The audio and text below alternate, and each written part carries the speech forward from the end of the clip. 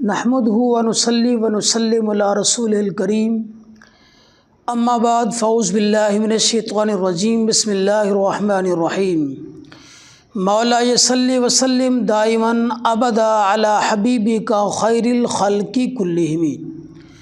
معزز محتشم سامعین و ناظرین کو روحانی دنیا میں خوش آمدید۔ امید کرتا ہوں اللہ اور اس کے رسول کے کرم و فضل سے تمام احباب خیر و عافیت کے ساتھ ہوں گے۔ چند ہی روز کے بعد انشاءاللہ العزیز ماہ ذی الحجہ شریف سایہ فگن ہو جائے گا۔ ماہ ذی الحجہ شریف کا آخری عشرہ بڑی برکتوں والا، رحمتوں والا، اور اس آخری عشرے کے ساتھ ہی ماہ ذی الحجہ شریف جو کہ سایہ فگن ہو جائے گا، ماہ ذی الحجہ شریف کا جو پہلا عشرہ ہے، پہلے عشرے میں یکم ذی الحجہ شریف کو حضرت علی اور حضرت فاطمہ رضی اللہ تعالی عنہما کا نکاح ہوا۔ ماہ ذی الحجہ شریف کی 12 تاریخ کو حضرت علی کرم اللہ تعالی وجہ الکریم حضور نبی کریم صلی اللہ علیہ وآلہ وسلم کے درمیان بھائی چارہ قائم ہوا۔ 18 ذی الحجہ شریف کو حضرت عثمان غنی رضی اللہ تعالی عنہ کو شہید کیا گیا۔ 26 ذی الحجہ شریف کو سیدنا داؤد علیہ السلام پر استغفار نازل ہوئی۔ 28 ذی الحجہ شریف کو حضرت علی کرم اللہ تعالی وجہ الکریم خلیفۃ المسلمین قرار پائے۔ ذی الحجہ شریف کے آخری ایام کے اندر سیدنا فاروق اعظم رضی اللہ عنہ پہ قاتلانہ حملہ ہوا۔ آپ شدید زخمی ہوئے اور یکم محرم الحرام آپ نے جام شہادت نوش فرمایا۔ اسی طرح ذی الحجہ شریف کے مہینے میں ہی تکمیل دین کی بشارت ہوئی۔ ذی الحجہ شریف میں ہی مشرکین کو نجس قرار دے کر حرمین شریفین سے دور رہنے کا حکم نازل کیا گیا۔ حج جیسی عظیم عبادت اسی ماہ مقدس کے اندر ہے، قربانی جیسی عظیم عبادت اسی ماہ مقدس کے اندر ہے۔ ذی الحجہ شریف کے پہلے عشرے کی ہر رات کو لیلۃ القدر کہا گیا ہے، اور ہر دن کا روزہ سال بھر کے روزوں کے برابر قرار دیا گیا ہے۔ تکبیرات تشریق اور تلبیہ کی صورت میں اللہ تعالیٰ کی عظمت اور کبریائی کے اظہار کی کثرت اسی ماہ میں رکھ دی گئی ہے۔ معزز محتشم سامعین و ناظرین، 8، 9 اور 10 ذی الحجہ کی بڑی فضیلت ہے۔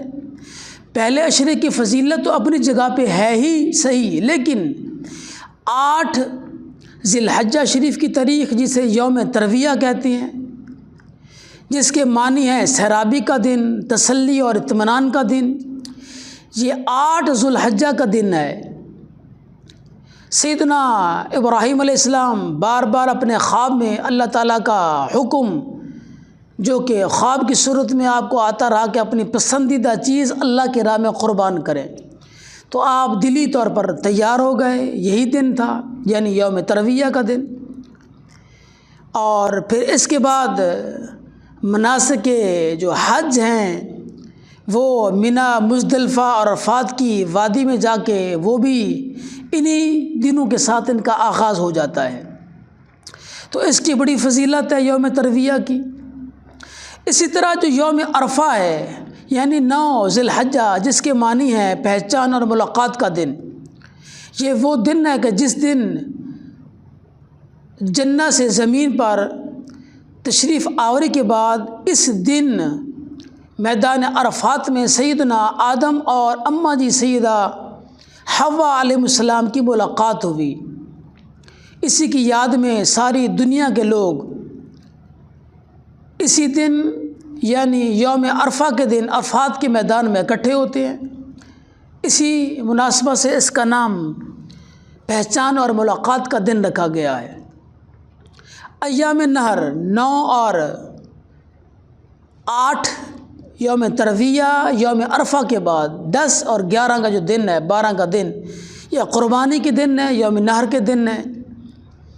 ملت اسلامیہ اس دن اللہ کے حضور اپنے قیمتی جانوروں کی قربانی پیش کرتی ہے۔ اسی طرح ایام تشریق احناف کے نزدیک 9، 10، 11، 12 اور 13 ذی الحجہ کے 5 دن ایام تشریق کہلاتے ہیں۔ ان دنوں میں ہر ایک نماز فرض کے بعد تکبیرات تشریق پڑھی جاتی ہیں، اس لیے ان کو ایام تشریق کہا جاتا ہے۔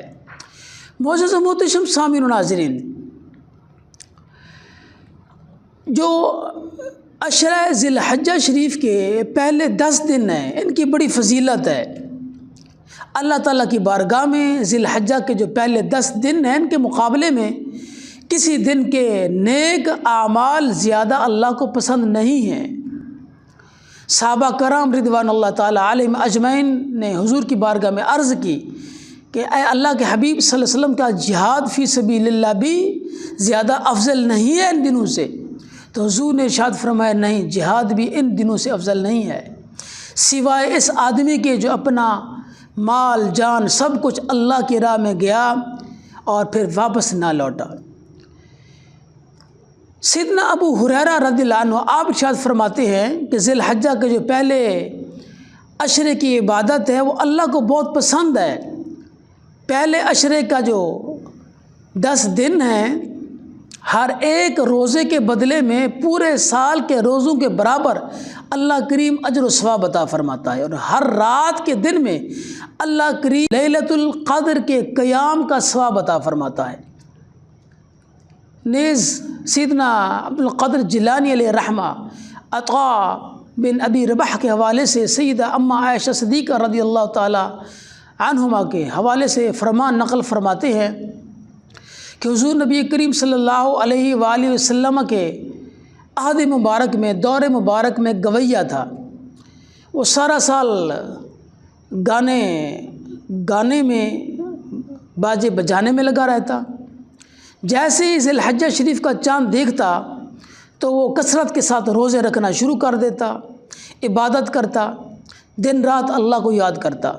جب حضور نبی کریم صلی اللہ علیہ وآلہ وسلم کو معلوم ہوا تو حضور نے اس سے اس کی وجہ دریافت کی، تو اس نے عرض کی یا رسول اللہ، یہ دن حج اور عبادت کے دن ہیں، میں چاہتا ہوں کہ اللہ تعالیٰ مجھے بھی حاجیوں میں شامل فرمائے۔ جس پر آقا دو عالم صلی اللہ علیہ وآلہ وسلم نے ارشاد فرمایا کہ 1 ذی الحجہ سے لے کر 7 ذی الحجہ تک جو بندہ روزے رکھے گا، اللہ کریم ہر روزے کے بدلے میں اسے 100 غلام اللہ کی راہ میں آزاد کرنے، 100 اونٹ حرم کعبہ میں بھیجنے، قربان کرنے، اور 100 گھوڑے اللہ تعالیٰ کی راہ میں جہاد کے لیے وقف کرنے کا ثواب عطا فرمائے گا۔ اس بندے نے یوم ترویہ یعنی 8 ذی الحجہ کے دن روزہ رکھا، اللہ کریم اسے 1000 اونٹ حرم شریف میں قربانی کے لیے بھیجنے کا ثواب عطا فرمائے گا، قربان کرنے کا ثواب عطا فرمائے گا، 1000 غلاموں کو اللہ کی راہ میں آزاد کرنے کا ثواب عطا فرمائے گا، 1000 گھوڑے راہ خدا میں جہاد کے لیے دینے کا اللہ کریم ثواب عطا فرمائے گا۔ اور جو بندہ یوم عرفہ یعنی 9 ذی الحجہ کے دن روزہ رکھے گا، اللہ کریم اسے 200 گھوڑے اللہ کی راہ میں جہاد کے لیے وقف کرنے کا ثواب عطا فرمائے گا، 200 اونٹ حرم شریف میں قربانی کے لیے قربان کرنے کا ثواب عطا فرمائے گا، 200 غلام اللہ کی راہ میں آزاد کرنے کا ثواب عطا فرمائے گا، اور اللہ کریم 1 سال سابقہ اور 1 سال آئندہ اس بندے کے نامہ اعمال میں نیکیوں کا ثواب عطا فرمائے گا۔ اور جو بندہ ان 10 دنوں کی تکریم کرتا ہے، اللہ کریم اس کی عمر میں برکت عطا فرماتا ہے، مال میں ترقی عطا فرماتا ہے، اہل و عیال کی حفاظت فرماتا ہے، گناہوں کی معافی عطا فرماتا ہے، نیکیوں میں اضافہ فرماتا ہے، نظام میں آسانی ہو جاتی ہے، ظلمت میں روشنی ہوتی ہے، میزان میں وزنی نیکیاں ہوتی ہیں، اللہ کریم جہنم سے نجات اور جنت میں رفعت درجات عطا فرماتا ہے۔ معزز و محترم سامعین و ناظرین، جو بندہ ان 10 ذی الحجہ شریف کے ایام کی تکریم کرتا ہے، اور رضا الہی کے لیے کسی غریب کو خیرات دیتا ہے تو وہ انبیاء کی سنت کو ادا کرتا ہے۔ جو بندہ کسی مریض کی عیادت کرتا ہے تو اس نے اولیاء اور ابدال کی عیادت کی۔ جس نے کسی کی نماز جنازہ پڑھی تو وہ شہید کے جنازہ میں شامل ہوا ہے۔ جس نے کسی مومن کو لباس دیا گویا اس نے اللہ تعالیٰ کے ہاں خلعت کا سوال کیا، اللہ کریم اسے خلعت عطا فرمائے گا۔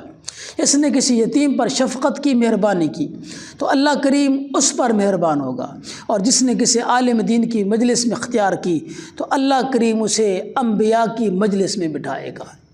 معزز و محترم سامعین ناظرین، عشرہ ذی الحجہ شریف کے جو پہلے 10 دن ہیں بڑی بابرکت دن ہیں، بڑے عزت اور تکریم والے دن ہیں۔ ان دنوں میں اللہ کے حضور عبادت بھی کریں، صوم و صلات کی پابندی کریں، کثرت کے ساتھ توبہ استغفار کریں، اور 10 تاریخ کو اللہ کے حضور اپنے قیمتی جانور اللہ کی راہ میں قربان کریں۔ جزاکم اللہ خیرا۔